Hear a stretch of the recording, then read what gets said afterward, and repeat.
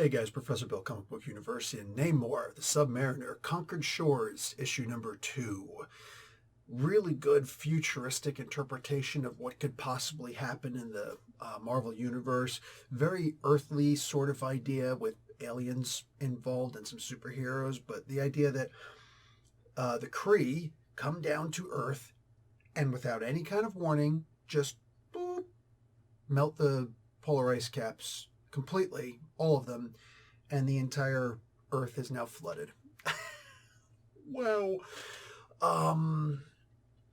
the all the heroes of the Earth, for the most part, fly up into space to go after the Kree, and apparently they've all died. I don't know what happened necessarily to all the villains, but we're slowly finding out what happened to some of the people here, there, and whatever. Da da da da da. It's funny. It's almost like a Marvel The Wastelands kind of thing, except it's the watery grave instead. I like this, especially since it's, Namor in the front. How perfect would it be? Namor, the first Marvel character and the last, right? Especially with the idea of Namor. I haven't seen the Black Panther Part 2 movie yet, Wakanda Forever. Apparently I'm going to see it pretty soon because the wife really wants to see it. So, all right, cool, whatever. It is what it is. I think for the most part, one of the coolest things about this comic book. Oh wait, didn't talk about who made the comic book first. Okay, let's get to that first. Christopher Cantwell is the writer, Pascal Ferry is the artist, Matt Hollingsworth is the color artist, and VC's Joe Caramagna on letters. Pascal Ferry and Matt Hollingsworth as the cover. There's a variant cover out there by Matthias Manhani, and from there. One of the things I like the most about this comic book, it's grounded, or undersea, whatever. It's grounded in things that could actually happen, but in ways that probably won't happen, right? Like, take aliens out of it.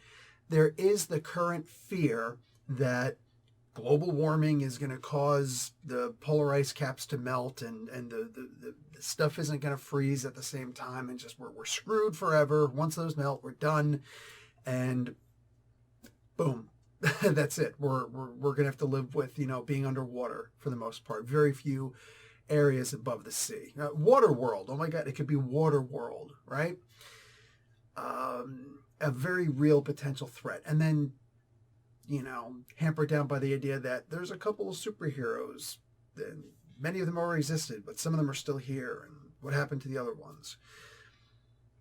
I love the idea of that. I also really like, there's so many nuanced things that happen here in this comic book. Christopher Cantwell does a fantastic job in this. The idea that Jim Hammond would show up out of nowhere and just, boom, right away, distracts Namor. Hey, what the heck is going on? It seems completely absurd, right? It's like the only time that Jim Hammond ever shows up is when Namor is around. And yet, it's perfectly addressed in this issue. I think that the world has forgotten about Jim Hammond, and it constantly forgets about Jim Hammond. It always forgets about Jim Hammond. It seems like that's his major superpower. That was a great line. That was a really great moment, right?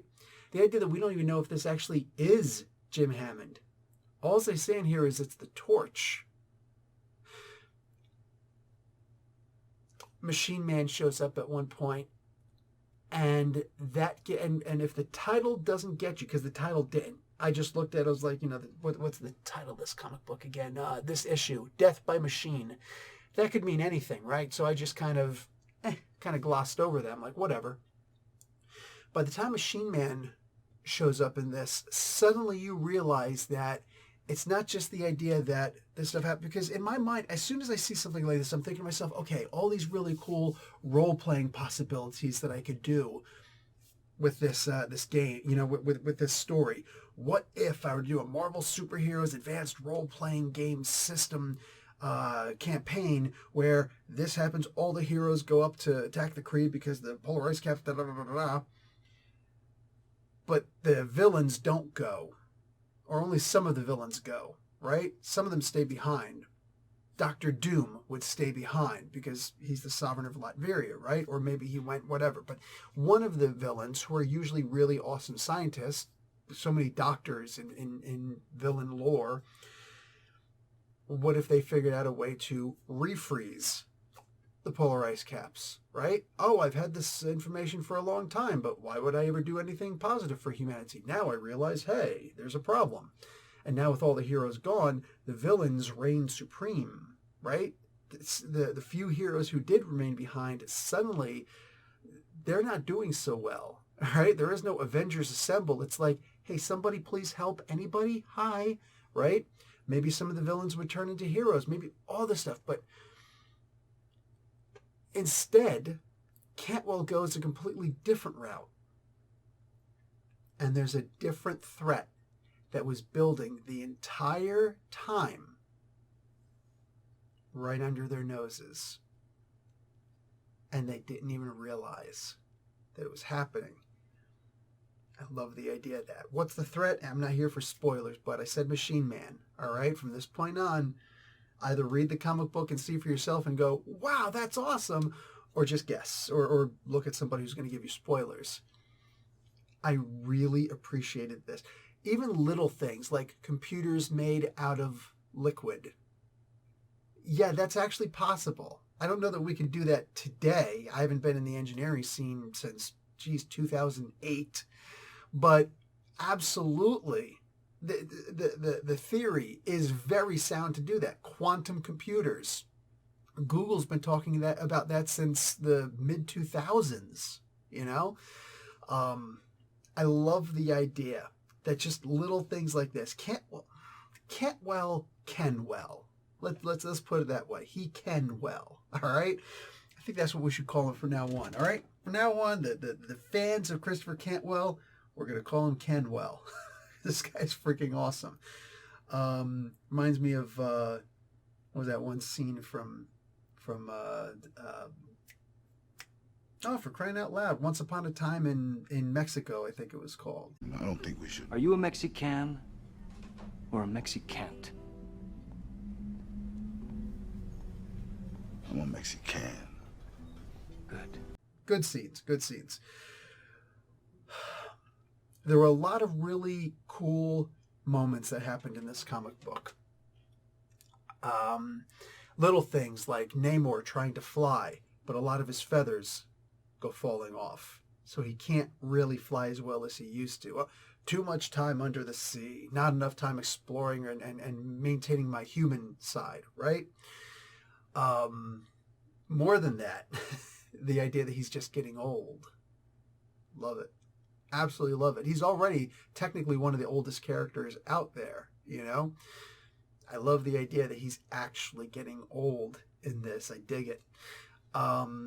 Captain America, one of my, actually my absolute favorite hero, but he doesn't get to take center stage in this. Namor does.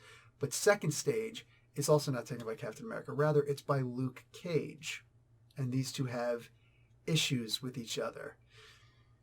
There are several things that happen in this. Case in point, when they mention Lord of Atlantis, who also happens to be white, and total badass, basically grew up a loser in Harlem, also black. These two have to get along with each other. And you might think, oh, Bill, you're reading too much into it. Except they also bring a little thing in here which kind of sounds a little bit like All Lives Matter. And it's commented on here. I didn't expect that. You didn't see that coming? No, I really didn't expect that. Cantwell manages this book, this issue, at the very least, so well. He makes you start that you just like Loki, a little suggestion that gets your mind working this way, and then he sideswipes you out of nowhere. I'm really enjoying this series so far. Guys, if you're not reading this, I understand if you want to wait for the trade, but I'm saying the idea of just reading this stuff straight like this. This is a really good story. I'm enjoying the hell out of this. I think you guys will too.